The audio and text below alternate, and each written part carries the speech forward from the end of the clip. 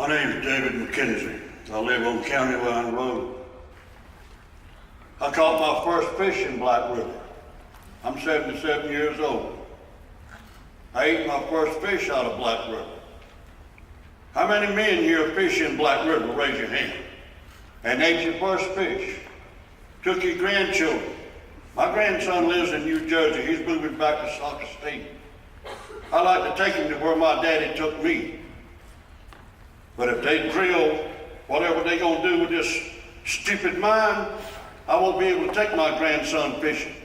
They've already made all these plans, but we can stop it if we can get everybody in our community together against these people, because it ain't right.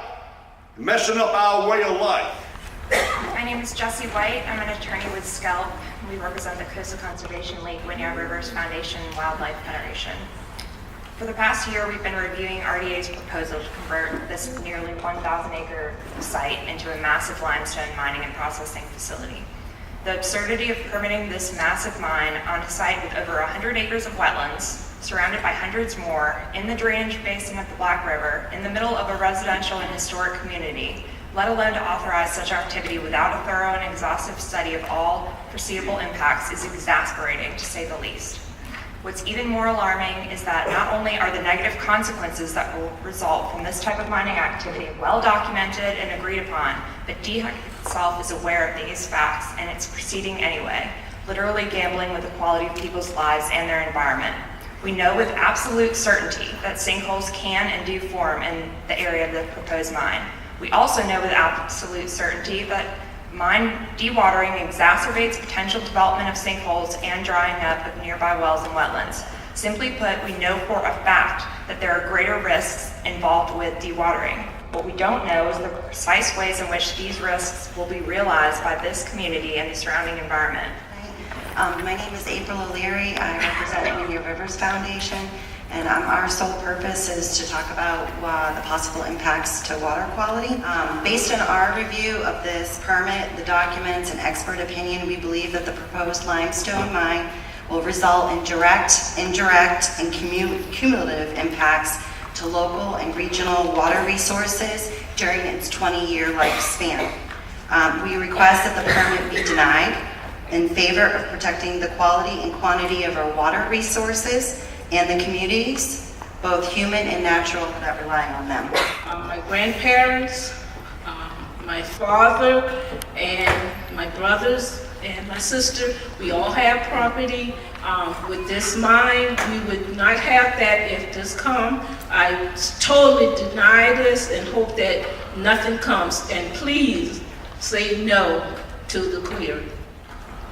Hello, my name is Rita Boyd, and I would just like to propose a question to DHEC. What is this in your house?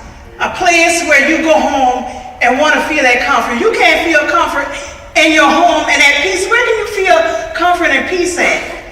For the ones who will sign off on this and feel it's okay, what if this was your house and what if this was your property? What would you do? My name is Maci Davis, and I would just like to say, I want to speak on behalf of the elderly people. This thing has really touched my heart. I've been to a meeting and an elderly lady got up and she started talking about this query, and in her voice, it just really touched me because I thought about my mom. It touched home because my mom is just turned 80 years old and she's able to drive and still do things for herself.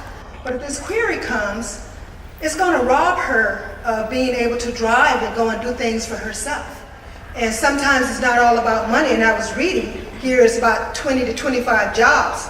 Is it worth 20 to 25 jobs for all of our grandchildren and children's lives, the community?